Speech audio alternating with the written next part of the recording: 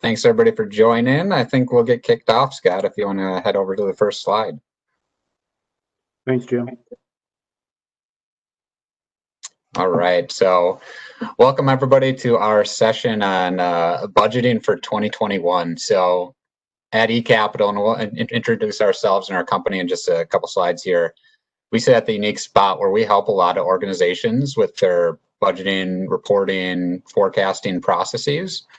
And during this unique time, COVID's kind of had an impact on every business. Some are obviously down, but some are booming. But no matter what, everybody's data is kind of a mess for 2020, right? So the idea for this webinar is we're thinking about, okay, how are our customers and the companies we work with actually going to use 2020 data to, since it's going to be so skewed from the norm, to facilitate the planning for 2021? Are they going to use it at all? Will they use it somewhat? What are other budget considerations they're taking into account for 2021 to make their budgets work?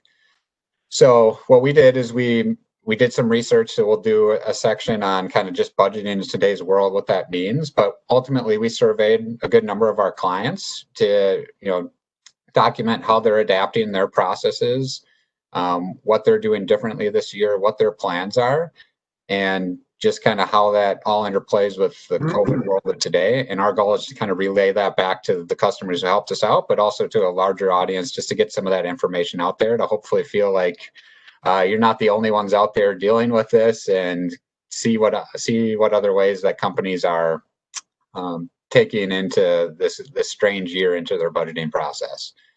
So we'll introduce ourselves and the company here quickly before we dive into the content.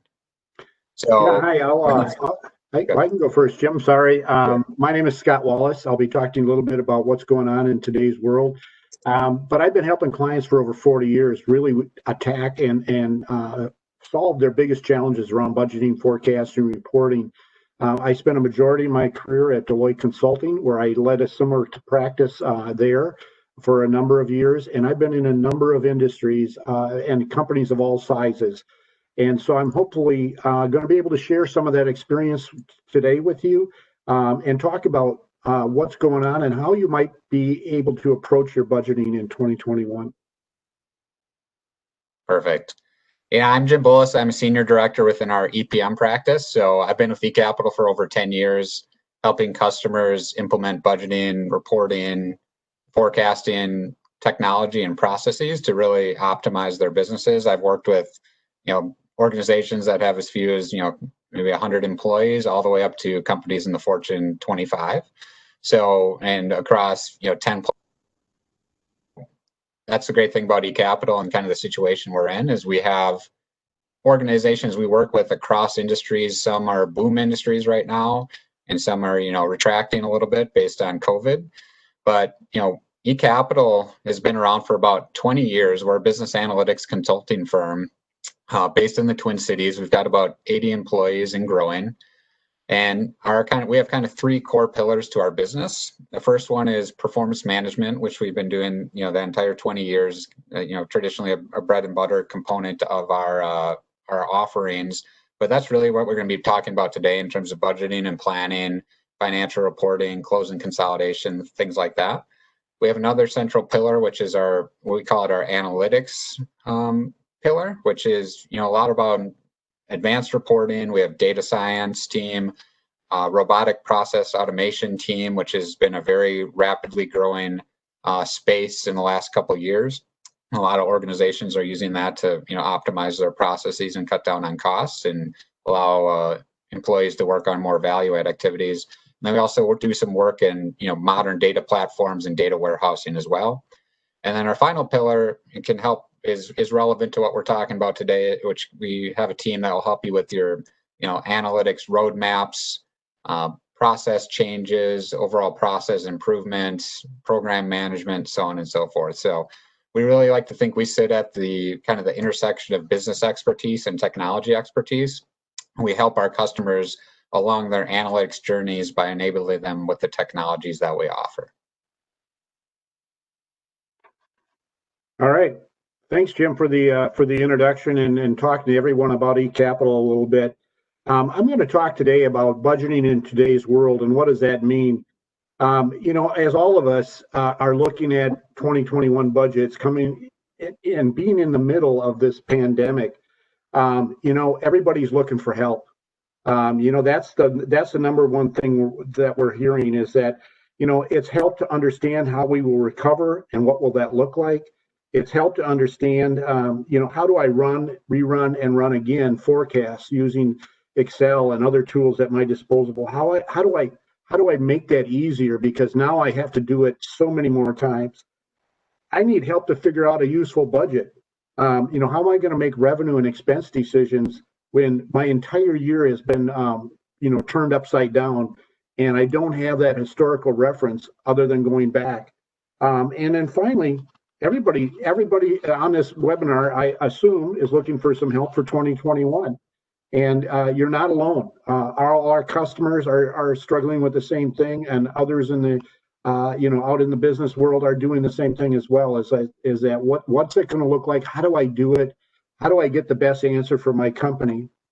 When you think about how we got here, pretty obvious. I mean, it was the virus. When you had all of us, this is probably the only time in our professional careers where you're going to see a pandemic of this nature shut down business as we know it. And the issue is businesses were shut down in early March, but many started up right again because they were either you were essential or you were non-essential. So either you're hitting record highs during this period of time, or you're hitting record lows during this period of time. And there's not much in between. And that's the struggle that everybody's dealing with.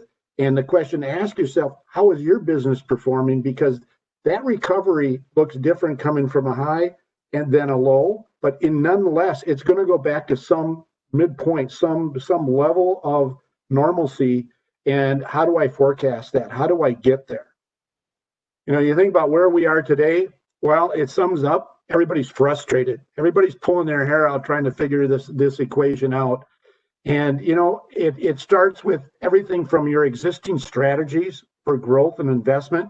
They're no longer relevant because everything in 2020 got turned upside down. There isn't a good performance benchmark out there available for anyone to use. And really, how do I do that when my budget's been trashed? No longer do I have performance benchmarks that make sense, but almost most importantly, I have no reliable recovery timeline. As all of us listen, as Americans, we listen to the news every night. It's it started to recede a bit. It's come back. If you live where Jim and I live in the northern tier of the United States, all the outdoor options are going away because everybody's going to have to be indoors. So if you run a consumer business that is weather dependent, it's all going to be coming. There is no reliable view of that future state, and that really puts everything kind of in a state of flux again. And how often can I use Excel to continue to run forecasts and forecast scenarios? And we're going to talk about that a bit and see what other clients are doing today to work through that. The important thing is, as I sat back and I started to think about all that, the frustration, the lack of performance, guideposts, being stuck on difficult tools to use to run many iterations. The key thing when you look at how you budget and plan your business is really to remember there are no rules. Unlike a lot of things in finance and accounting that are compliance and reporting regulated, budgeting and forecasting is not. You can forecast and budget your business however you best feel you can get a reasonable answer. And it's important to remember that as you're going through this difficult time. And I think where it starts is you really got to you got to relook, and I don't mean the big strategic 5-year planning process, but what's the strategy for my company going forward into 2021 and even the end of 2020? Am I going to be in the same businesses? Am I going to sell the same products? Are my markets the same? Making some of those fundamental decisions and allow you to anchor the company around those decisions at least gives everybody an alignment and a point of where I'm going. And don't forget to look at that. Don't forget to look back at your strategy that's out there and really be able to articulate what you have chosen to do and what you're not going to do in 2021, because it could be different than the status quo that you've been working under over the last few years. And then how are you going to align resources against those strategies? And almost as important, probably more important, is how you're going to measure your progress against those strategies and know that you're making, well, I shouldn't say know that you're making progress or not. It's really what's that variance, because at some point I have to decide when the variance becomes too big, how am I going to shift? How am I going to shift to another strategy, another direction? Because I don't know enough right now to be sure where 2021 is going to go, but I have to know those measurements and how much variance I'm willing to accept. As far as budgeting goes, a lot of people still use their budgets, and not wrongly, but use them to drive certain behaviors, whether it's through the use of incentives or other performance indicators that you use with your team. Budgets were still important for that. So how do I stick my flag in the ground and say, okay, here's where we're going. Everybody aim here. Again, I think you've got to be flexible. I think we have to have a budget that everybody at this point in time believes it's aligned with the strategy, believes we've got our performance measurements in place, and go with it. And budgeting in that annual sense may not be there for 2021. We may have to establish a baseline, call it a budget, and move right into forecasting the different variables that come against our business. And how are you going to reflect those changing conditions? And so it's important not only to have the measurement, and I mentioned the variance tolerance, what are you going to tolerate as differences to those performance targets before you have to take a different action?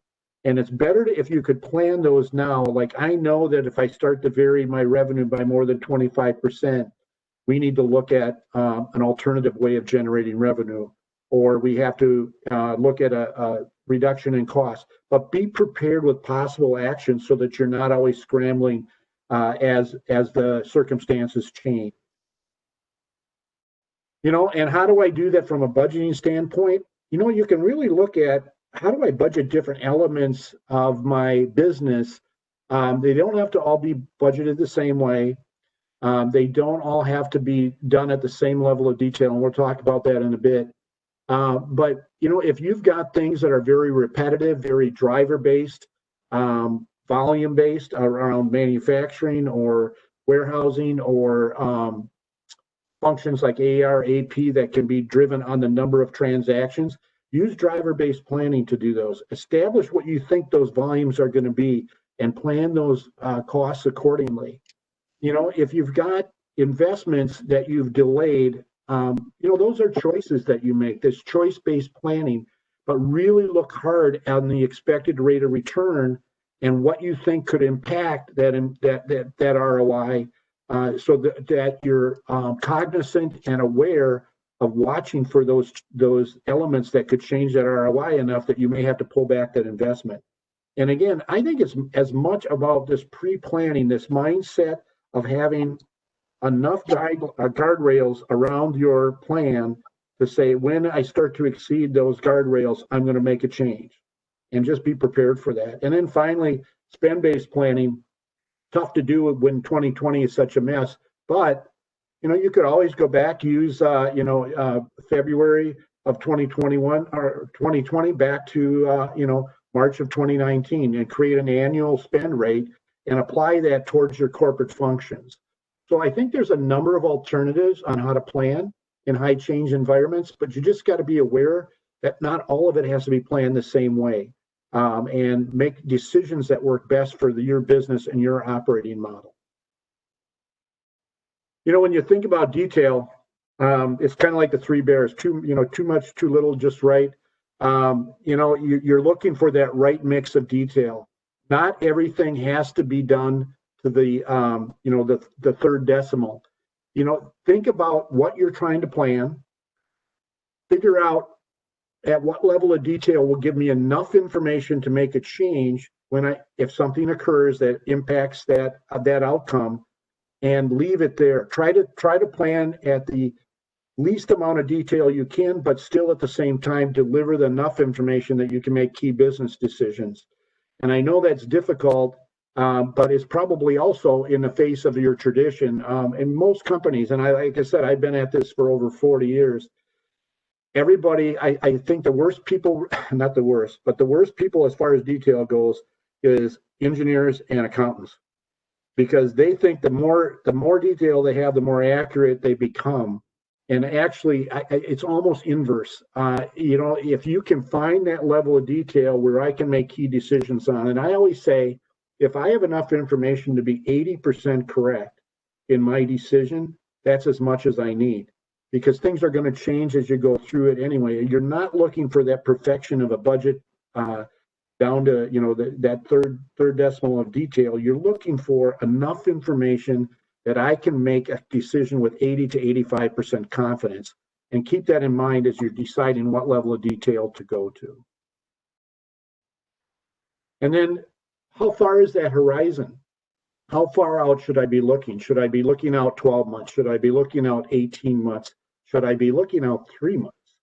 And a lot of that is going to depend on the type of expense that or revenue that you're looking at, and what that window of confidence is. It's really that trade-off between looking out further and the confidence level, and where that confidence level starts to decline.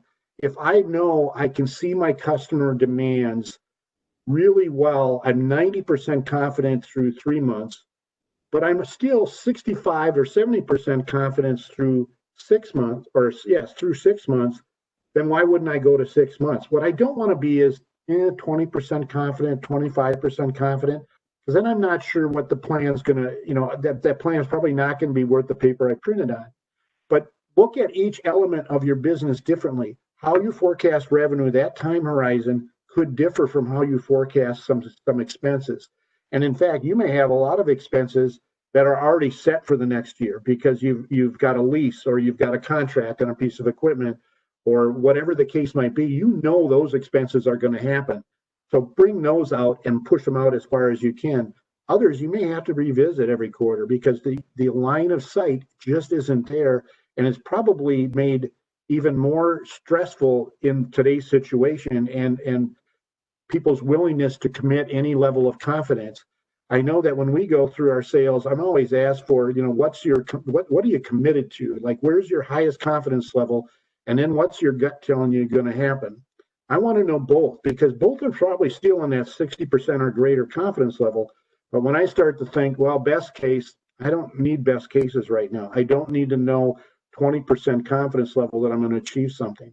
So keep that in mind, work with your team, understand that not everything has to be budgeted out the same amount of time, or forecast out the same amount of time, and be flexible with that. Have some agility in that forecast or budget.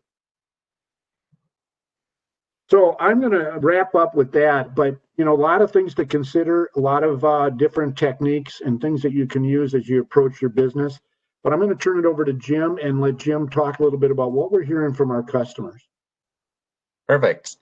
And before I start, I want to thank all the customers that provided us some feedback. It was immensely helpful in gathering this information. So before I dive into our customer feedback, I always like to use the work of other people when I can. So McKinsey recently did a study. They interviewed 120 CFOs from around the country. And at least through talking with our customers, traditionally a budget has always been kind of just a step in the process, right? They try to do their best to create a budget, but a lot of times it gets ignored. It's just an exercise that they do. But this year more than ever, budgeting is important for senior leadership, because they need a somewhat realistic budget to match their strategic plan against the resources that they have. So 43% of the CFOs they interviewed recognized that they needed to streamline their overall budgeting process to be able to react more quickly and efficiently in order to create the most realistic budget that they can have. And because a budget's going to get at some point finalized and things are changing so rapidly, 65% anticipated that they were going to increase or start using rolling forecasts in 2021 to allow their business to be more tactical and efficient in how it responds to fresh data that's coming in throughout the year. So I want to highlight that budgeting for some organizations traditionally has kind of been an afterthought or just an exercise, but it's becoming more and more important to make sure that your strategy matches up against your resources. So kind of the first question we had as we started to interview our customers was, are you changing the way, just your overall budget cycles, not necessarily the way you budget or your methodology, but your budget cycle? And most organizations we talk to that are on a normal kind of fiscal calendar that matches the year-end calendar, January through December, we're maintaining their normal budget schedules for the most part. So, that kind of answered that question. They're still using the same kind of time frames, the same inputs from their users. But there was a subsection, and we saw through some of our research, of organizations shifting to zero-based budgeting. So for those who don't know zero-based budgeting, that's essentially, a lot of organizations will use last year as a starting point for this year to develop their budget. Zero-based is where you break everything down to zero and build it up. And organizations are pivoting to that this year because you really need to focus on what expenses in particular do I need. So building it up from the ground up makes you be very strategic around each of the expenses and take into consideration why you have that, as opposed to just, well, I had this much last year, let's use the same amount this year. So that was a big takeaway I saw that I wasn't expecting, and it might be a little late in the budgeting process for some organizations to consider that, but that is a useful technique as opposed to just, doing a normal uptick or downtick from where they were before. And I thought this quote from the Wall Street Journal around this issue around budgeting is, in the past, organizations thought, okay, should we shift dollars around or not? Now there's no question. It's about where am I going to shift those dollars and how much of the dollars am I going to shift to different areas. So the second questions we had to our client base was, how are you going to be doing more versions of your budget? A lot of organizations just have, traditional one pass of the budget, or maybe you do a couple different passes of it. But what we had in mind is, okay, are you running different versions in parallel? So maybe a best case, worst case, middle case. So the answer is kind of yes or no, depending on our organization and how the data for 2020 was affecting things, and just overall the recovery and the effect that COVID had on their business. I'll skip down to the bottom of this slide. You can see, in terms of number of versions run, we had one client, and they're a little bit different, where they're on a July to June fiscal calendar. So their budget cycle is, February through June. They got kind of caught right in the middle of COVID. So they ended up running 50 different versions of their budget before they finally landed on something which saw them, projecting and maybe having a loss. And even that budget ended up being wrong, and they're projecting, a profit this year, which just shows you how crazy things were in kind of the Q2 of this year as we were trying to figure it out. But, a couple other takeaways in terms of versioning is that having the ability to do versioning is crucial if you can enable it, because budget accuracy is really going to hinge on our ability to predict the recovery. And, the timing of the recovery, the impact it have on your business, because maybe the recovery starts, but your business either lags the overall economic recovery or leads it and is out in front of it. And in terms of versioning, most customers don't have the 50 different budget passes. That what we heard is their budgeting process is going to pretty much stay the same, like we said on the previous slide, but they're planning on doing more frequent versioning in terms of forecasting. So if organizations were doing quarterly, they're going to be moving to monthly forecasting at a minimum. Some are moving from monthly down to weekly, just to take in all the data they have to be as tactical as they can and be a lot more flexible in terms of utilizing the data that's coming through.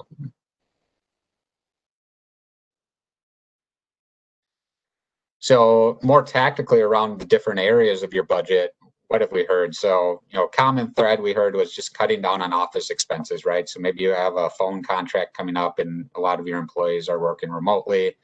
Things like that will be taken into consideration, or rent. Some feedback we heard and saw in our research was that, some organizations are holding back some spend centrally as strategic reserves. And that's not to just cut costs. It's in order to have the flexibility to pounce on opportunities when they see it and to be flexible in that regard. So holding back some of your spend in a central capacity to be able to utilize as you see fit and adapt throughout the year is a tactic, a lot of organizations have used, but definitely was prevalent this year.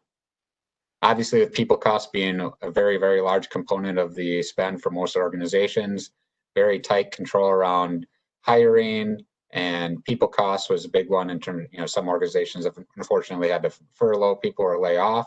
Just tight management around that and having a very detailed workforce plan to make sure it's, affecting our budget and forecast properly is big. But a big theme we heard as well is trying to work within your current capacity, right? So ideally, you're not having to lay people off, but maybe you're slowing down on hiring. What can we do with the resources we have, and focusing and thinking from that capacity to try and be as efficient as possible for 2021 and kind of reevaluate on that at the end of the year.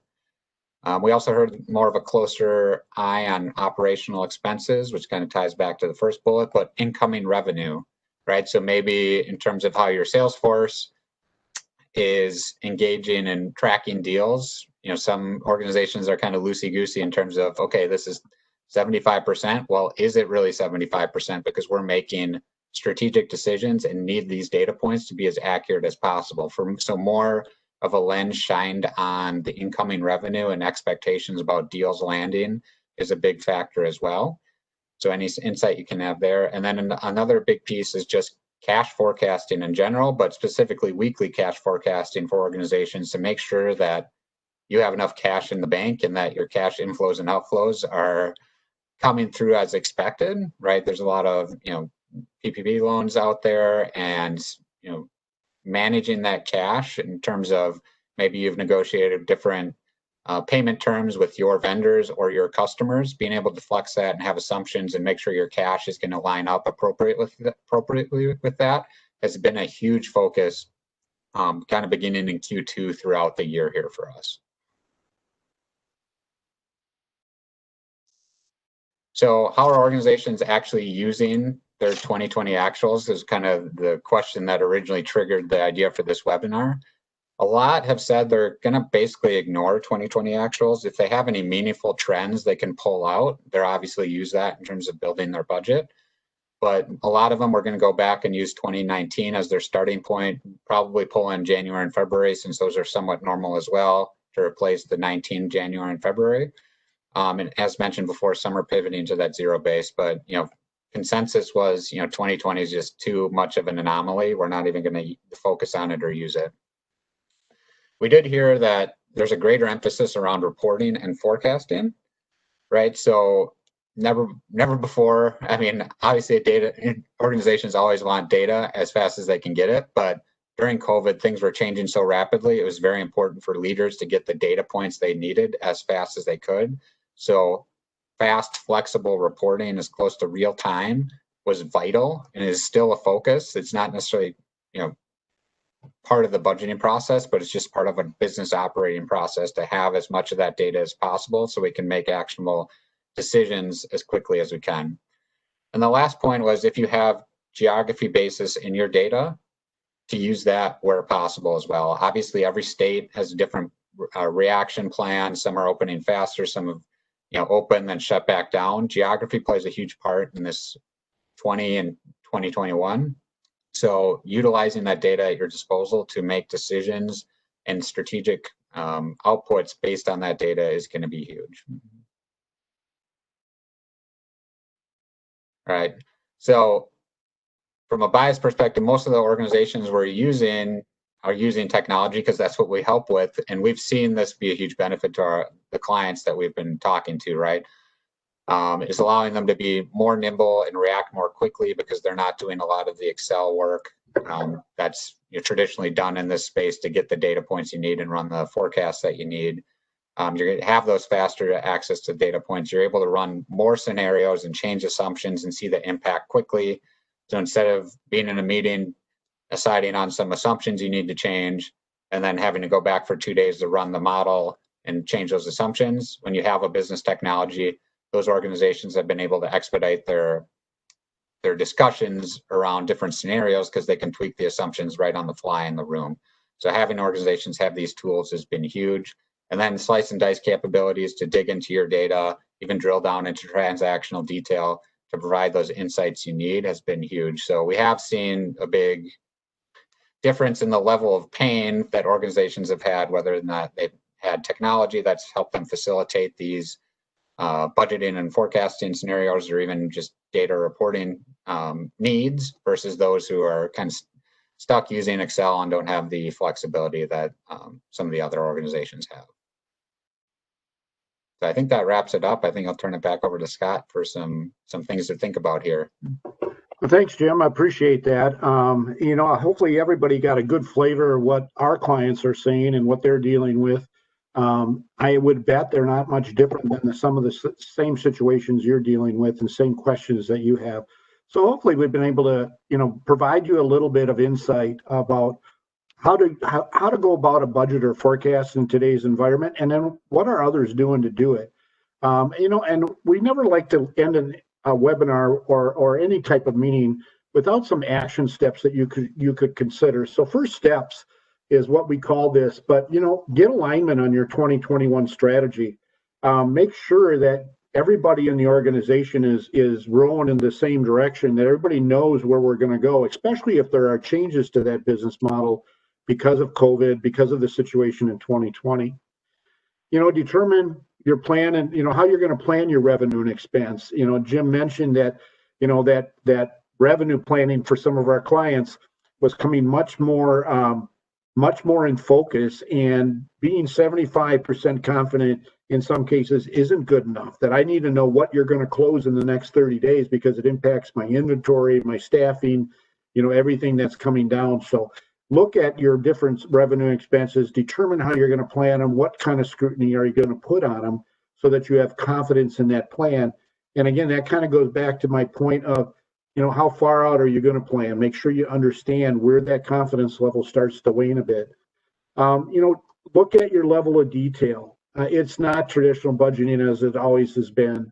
Really consider pulling it up high enough that you still get good information, that I can still make business decisions on, but I don't need the fine level of detail I've typically done. So look at that and be very cognizant of making those decisions. I think it'll make your process easier, not only for the budget, but subsequent updates and forecasts, that you're not having to churn a lot of detail. What's the cadence going to be for your versioning? Have a plan, as I said, that if, I'm going to do it once a month, or I'm going to do it when I need to. If I start to see a variance of greater than 25% in revenue, or 15% in cost, whatever those guardrails are, know what they are so that you know what the cadence is going to be. Everybody's aware that when we see this happen, we're going to make a change. We're going to update our viewpoint and our forecast, and we're going to make different business decisions. Kind of, Jim mentioned that strategic reserve kind of idea. What do I do? Have a strategic reserve of actions as well as money, so that when you get in that situation, we're not all scrambling to figure out what to do next, that we've thought through in advance what we will do if we see certain outcomes. How far out to plan? We talked about that. Not everything has to be the same time horizon. It's all dependent on that confidence level, and make sure you're talking to your team and you're getting a good picture of that. And where you're going to settle on. And finally, if the technology you have today isn't allowing you to do quick versioning, isn't allowing you to be agile, do a look at it, evaluate it, and decide if I need something that will be easier to use and be able to take us into the future a little bit better. Not that I think a global pandemic is going to happen again in our business careers, but nobody knows. Nobody anticipated this one. And it's put us, turned our world upside down for the most part. So hopefully that was helpful, that you've gotten some good ideas from us. And I want to open it up to any questions that might come in. You can, send those in through the chat, and we'll be glad to answer them today. If not, you're always feel free to reach out to us at eCapital Advisors, and we'll be glad to engage with you on a conversation about what you're doing and how you can make it better and work better for you. So don't know if there's any questions coming in or not, Ryan. None so far. Okay. And not seeing anything just yet, Scott. Just a reminder, guys, you can feel free to submit your questions via the Q&A or the chat. We're happy to take them in both areas. And we will be posting this recordings if you have other individuals within your organization you want to share with, or other people in your network. Just keep an eye out. Our LinkedIn feed or our website should have the link to this recording. Well, go ahead. All right. Well, if we haven't got any questions coming in, on behalf of my colleague Jim Bullis and I, thank you for attending. We're looking forward to a successful 2021, and hopefully we've given you some food for thought on how to get there. So thanks again for attending, and we'll talk to you all later. Thank you.